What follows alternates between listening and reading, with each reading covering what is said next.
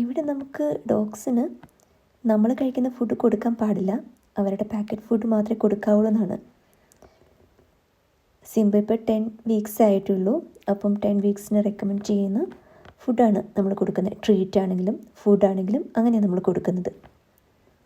ഇത് ഹോട്ട് ഡോഗാണ്, ഹോട്ട് ഡോഗിൻ്റെ dried version. Sit sit sit.